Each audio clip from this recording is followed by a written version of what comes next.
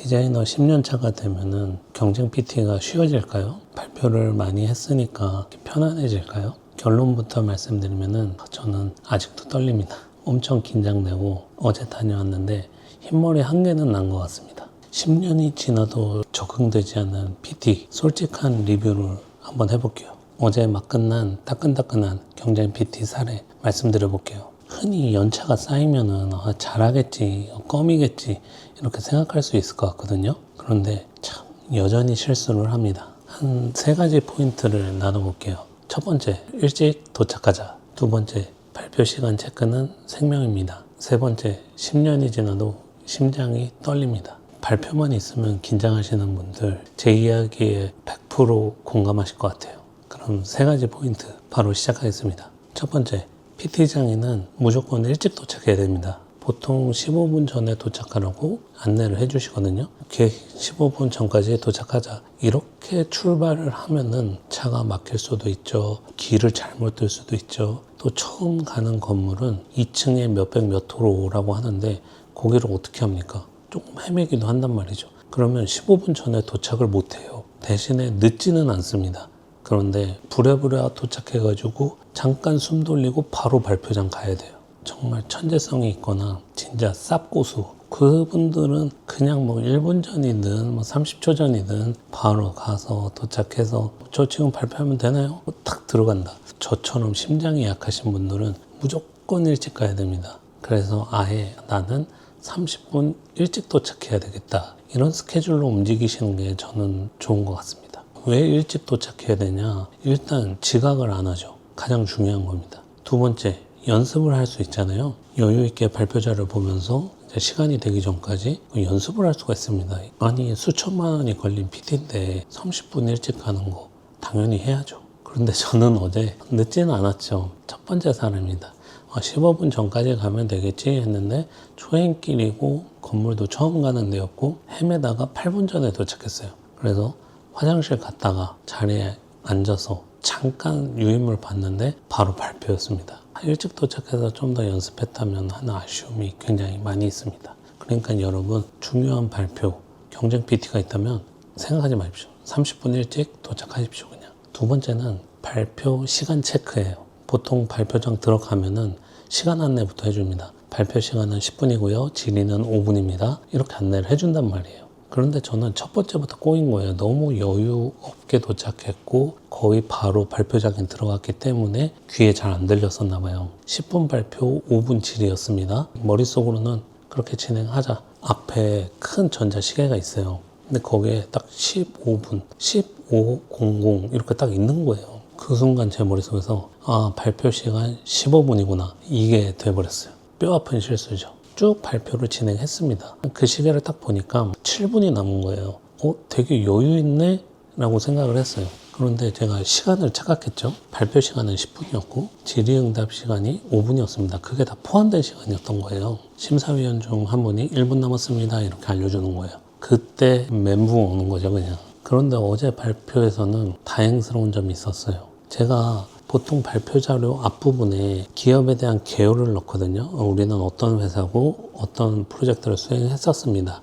이런 식으로 자료를 넣는데 그건 어차피 계획서에도 들어가고 제안서에도 실려 있단 말이에요. 이상하게 그날은 그걸 첫 번째 넣고 싶지가 않은 거예요.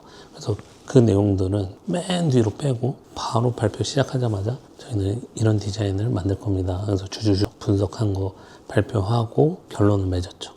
그 다음에 1분 남았습니다. 이렇게 하는 거예요. 근데 제가 그 발표 자료 뒤쪽에는 별첨으로 포트폴리오랑 기업 개요, 이력서 사항까지 다 첨부를 해놨어요. 궁금하시면 이게 스크롤 하시면 보시거든요. 그 남은 1분 동안 저희 기업 개요를 간단하게 설명하고 발표를 마쳤습니다. 그런데 만약에 개요를 맨 앞쪽에다 놨다면은 뒤쪽에서 거의 다 설명 못하고 발표 끝나는 거죠. 진짜 큰일 날 뻔했어요. 아쉬움이 많이 남지만 어쨌든 발표는 잘 마쳤다.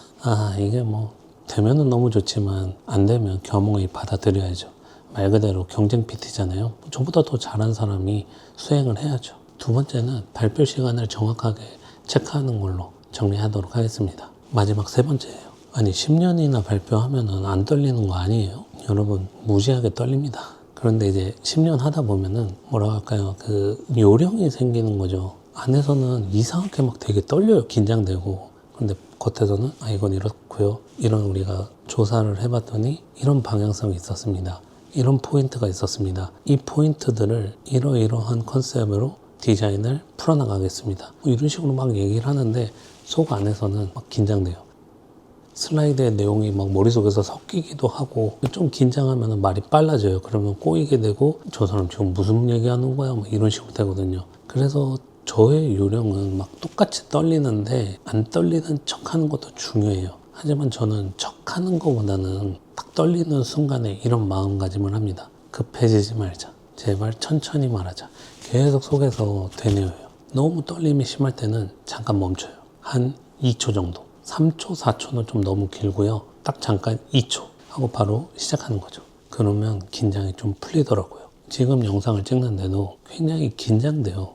혼자 찍는 건데. 그럼 또 말이 빨라져요. 그래서 속으로 또 주문을 외웁니다. 천천히 말하자. 제가 또 큰 핸디캡이 있어요. 혀가 굉장히 짧습니다. 그래서 말이 빨라지면은 어드드드드드 식으로 돼요. 도저히 알아들을 수 없는 말을 하게 돼요. 진짜 엄청나게 큰 핸디캡 아닙니까? 지금도 핸디캡 아닙니까? 이거를 빨리 붙이면은 핸디캡 아닙니까? 안 돼요, 안 돼. 너무 괴롭습니다. 세 번째 결론은 10년이 됐건 15년이 됐건 늘 떨린다. 그래서 안 떨릴 수 있는 방법을 찾으시면 좋을 것 같습니다. 처음 하시는 분들은 얼마나 떨리겠어요. 안전장치들을 하나 정도 만드시면 좋은 것 같습니다.